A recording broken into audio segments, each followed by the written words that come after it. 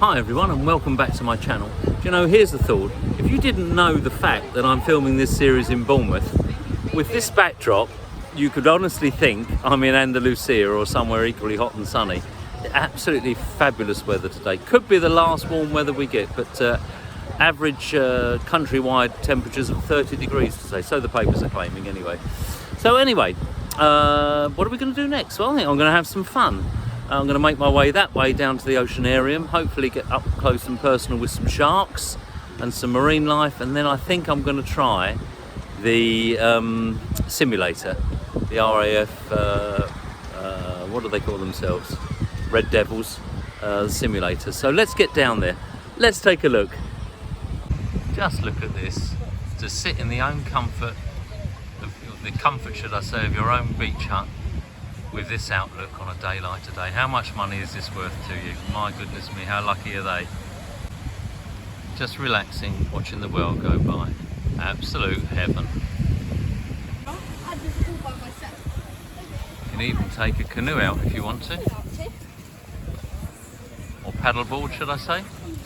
Well, I've got to say, the local people here are incredibly helpful. I was thinking, you know, do I need to get an Uber to get to the train station? No, Ubers are expensive. If it's difficult to reach, then fair enough. But I asked a couple of lifeguards and a gentleman sitting at his beach hut, enjoying the sunshine as you do, how I get to the bus station. And they've explained that I walk past the observation wheel, through the gardens to Bournemouth Square, which is where I came through on the M1 getting to my hotel, and pick up the M1 on the other side of the road. And I think it's about a 10-minute journey to Bournemouth Station. So how helpful are you? So if you're watching these, and I'm sure you're not watching this video, but if you are, thank you so much for your help. So kind and so helpful, and that's what makes any trip so much nicer. So there we are, we're getting close to the pier now, and we'll find the oceanarium and go in and show our ticket. Beaches are absolutely rammed on a glorious bank holiday, August bank holiday weekend. Look at that, absolutely amazing. I have to say, it's absolutely roasting here today, probably 24, 26 already. It's not even 11:30 in the morning yet. But let's go that way. Let's go and explore the oceanarium. So let's take a look inside the oceanarium, or aquarium, whichever one it is. Let's take a look. So, all checked in. There's your prices there. I actually got in on a concession, so got it a little bit cheaper because I'm old, over 60. 62 actually, but he didn't believe me. Made my day, made my weekend. Let's wander through. Let's take a look. Well, this is a good start. The Amazon, a vast habitat spanning 8 countries in South America, containing half of the remaining tropical forests on the planet. How about that? Wow. Blimey, are they piranhas? Let's continue. Well, let's continue upstairs. This looks pretty good. Let's have a wander up. Waterfall there.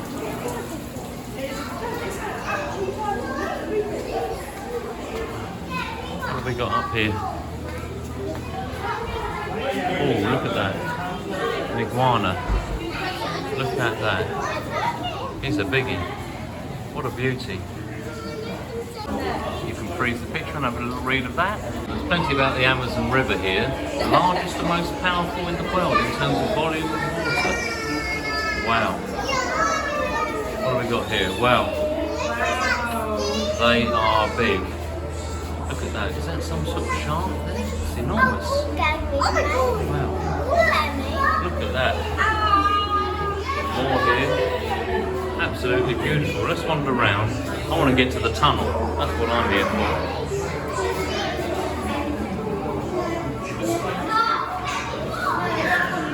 Hello, my friend. Looks as though he's just taking a rest.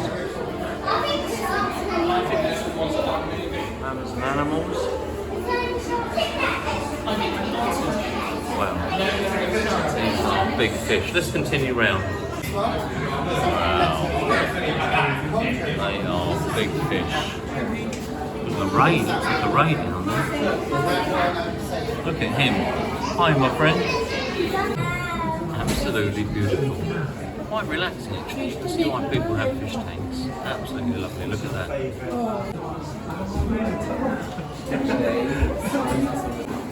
Isn't he a beauty? He looks as though he's asking for something to eat. Look at that. What a beauty. Here's the research laboratory. What have we got here? Pretty little blue fish. This one I'm filming through a convex glass, so I'm not sure how this will come out. But look at those. So pretty. The turtle shell. Stop that and have a little look. And right here is a huge tortoise shell. Look at that. Well, I need to find some sharks. This is obviously the big boy's tank. Look at that. There he goes. Now this is what I'm looking for. Planet water. Did you know humans have only explored about 5% of the world's ocean? The ocean provides more than half of the oxygen we breathe. Wow. Now I'm going downstairs. Hopefully I'll find the tunnel. The last time I did a tunnel was an aquarium in Spain. It actually proved quite popular on the channel. People like to see sharks and to see me under the water. Let's have a look.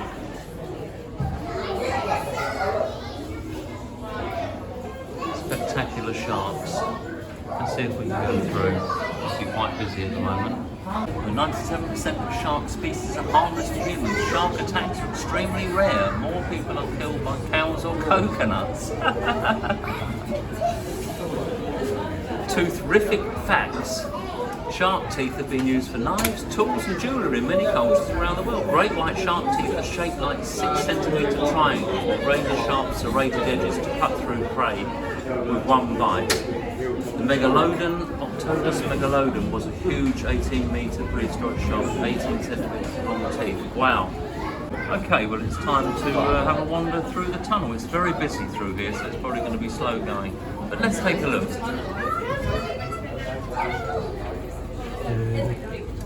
Well, he's definitely not a shark.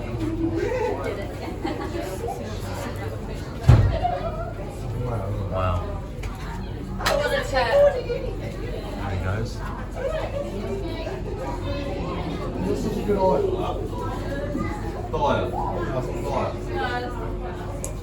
So gracious. Just look at that, what a beauty.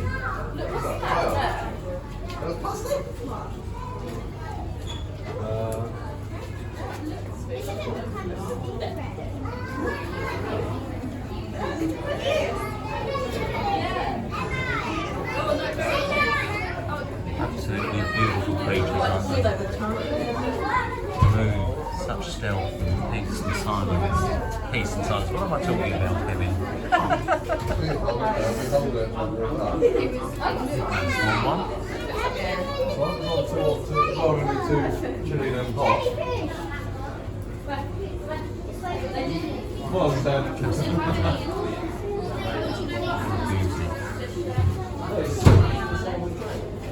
Can't make out how big these sharks are.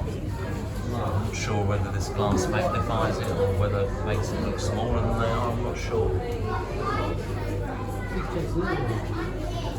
Oh, look at the turtle, my goodness me, look at that. So graceful. There he goes, just look at that. What a beauty. My goodness me. And we've just seen one of their shells. So here we are, this brings us out this way to the underwater penguins. Let's continue. Now we're in the abyss. I'm not sure how much the camera will pick this up, but the abyss it is, it's certainly very dark. Look at the size of that starfish. My goodness me.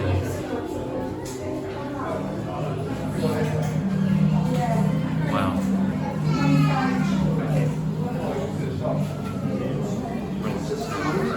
This way, thank you.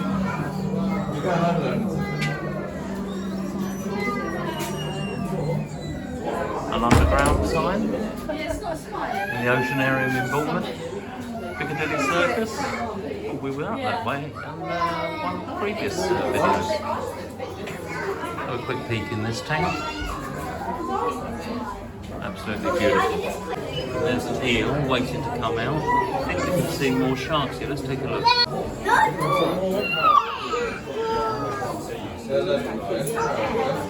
Very busy in here today.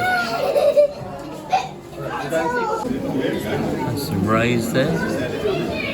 Sometimes they pop their face out of the water. They seem to have eyes and a little mouth.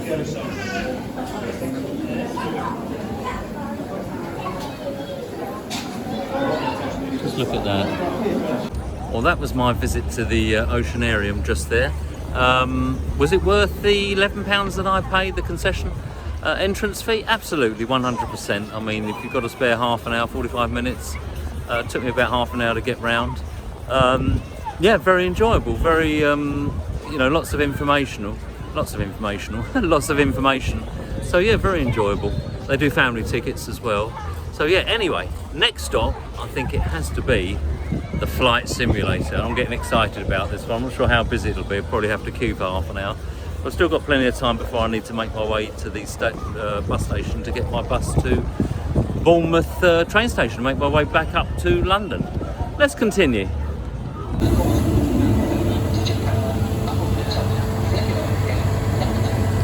Well, here we are at the simulator. Let's go and find out about a ticket. I think he said there was £6 for a ticket. Let's take a look. Well, that's the ticket board, £6 for a 5-minute ride on the simulator, and I'm really looking forward to that. He gave me some good advice. He said sit towards the back and there's an air conditioning unit, so I'm going to do that. So I'm looking forward.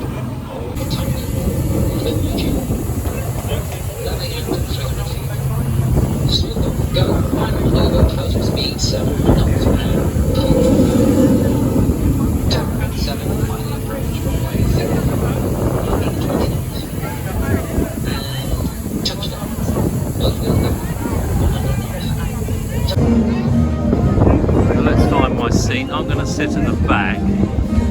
Let's have a look. Got my backpack, so it's a bit awkward to get in, but I'm in. Okay.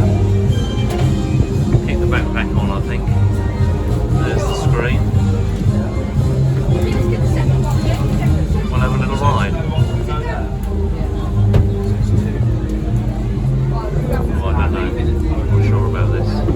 Oh dear, well that was an epic fail. I was so looking forward to that. I'm going to be completely honest with you. When I got inside, it's a very confined space. Both doors were open, but I know when those doors close, well, my claustrophobia was already kicking in, so I think that would have put me in a very uncomfortable place, and I just don't want to put myself there. So I really wanted to do it, but as any of you with a bit of claustrophobia would know, in tight confined spaces it's really unpleasant. I know it's only for 5 minutes, so I'm really sorry everybody. So let's continue. Well, I may have failed on the simulator disastrously, so sorry about that, but it has given me more time to explore the gardens as I walk through to the square where the buses stop, and of course I've got the pavilion behind me here. Let's take a closer look. So I'm going to walk through these gardens. There's the pavilion up there. Absolutely lovely, lots of palm trees. Heather grass or something is that called? Not heather grass, what's that called? Can't remember. We'll walk through the gardens here. How pretty is that? The spire of a church just ahead up there. But let's walk through the gardens. Let's take a closer look. So welcome all to the South Terrace since 1929. Gives you an idea of some of the history. What a lovely building. Really lovely. Looks a little bit Art Deco on top. Let's carry on through the gardens. Well, there's certainly plenty of places to stop for refreshment. The ice cream parlour here. It's all very convenient here. How pretty is that? A lovely little stream flowing alongside the pavilion, presumably into the ocean. Absolutely lovely. And there's the observation wheel just by the pier.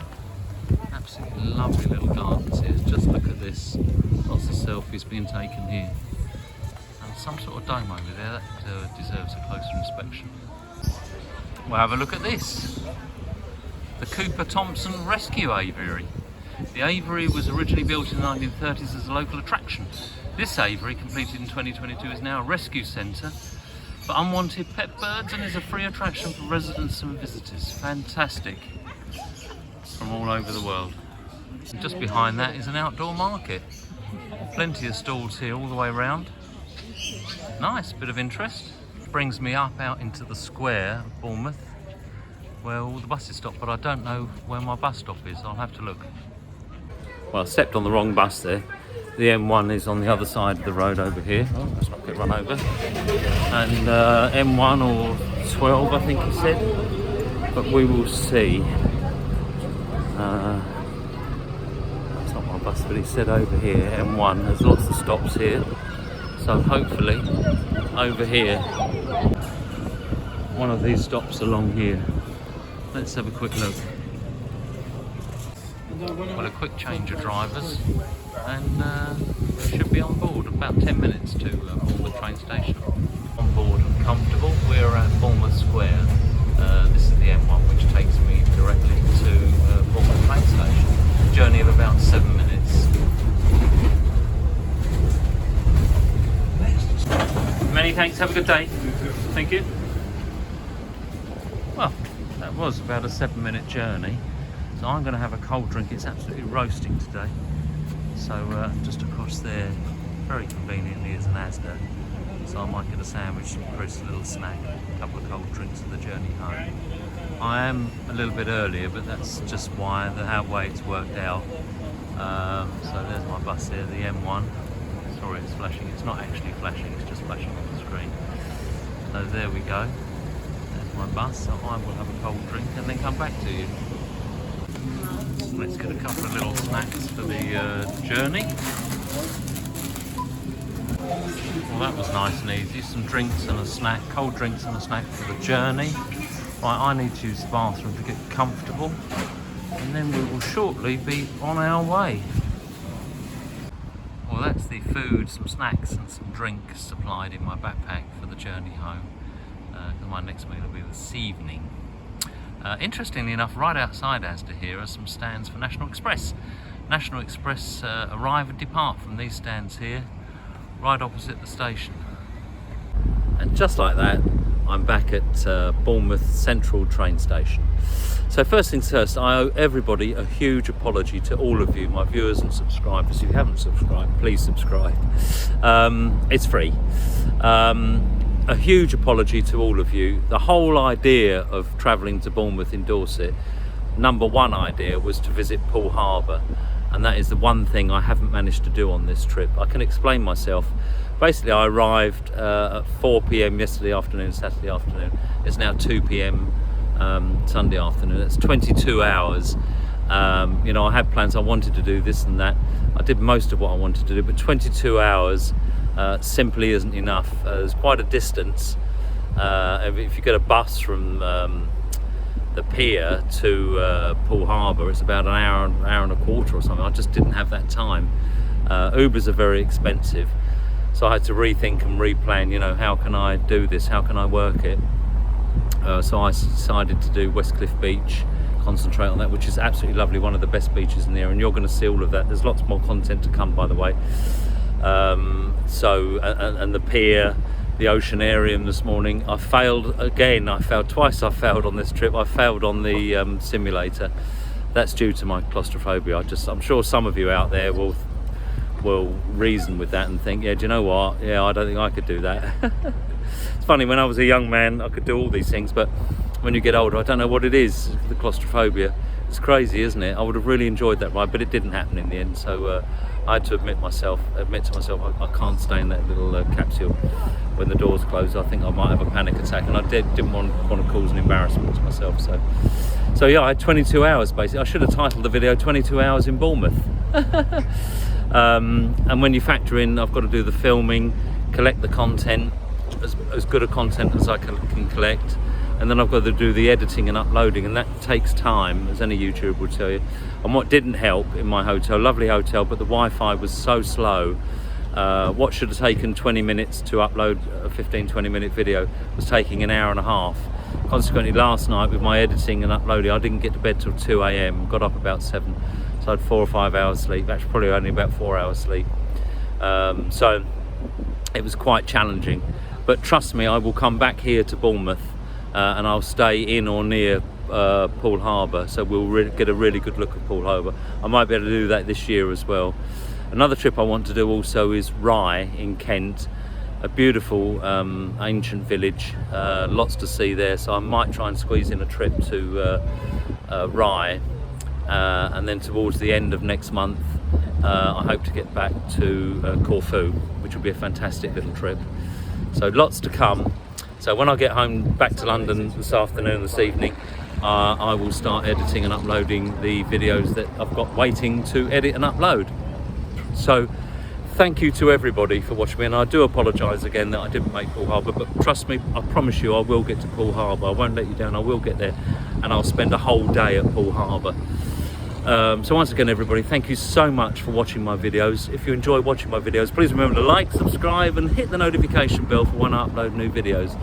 This pushes the videos out to other people who might be interested in visiting beautiful Bournemouth, and also helps my channel grow. Many thanks everybody. See you guys in the next video. Goodbye. Just a quick bolt on, I nearly forgot to give you the costings. So let's see. I booked the train tickets with Trainline. I usually use Trainline, very convenient, very easy to navigate site. And the return tickets from East Croydon, changing at Clapham Junction and then on down into Bournemouth in Dorset, were £60 return. I think that was very fair. I don't think they adjust their prices, you know, because it's peak season. The hotel was a different matter. It is peak season. The hotel, number 5 Bournemouth, Durley Road, I booked through booking.com, which I use a lot. Again, a good site, plenty of choice, and usually reasonably good, fair prices.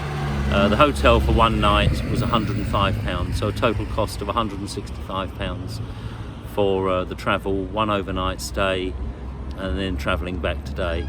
So what you've got to bear in mind, it's August, you know, it's school holidays, it's holiday time, it's peak season time, high season, whatever you want to call it. It's the most expensive time, so I'm not going to argue with that. Come middle of September, prices will start dropping considerably. I mean, that room in low or middle season will probably be about £55 to £65, something like that. But I was very happy with the room. So there you are, that's the costings. It's nearly time for me to get my train. Thanks everybody, see you in the next video. Bye bye.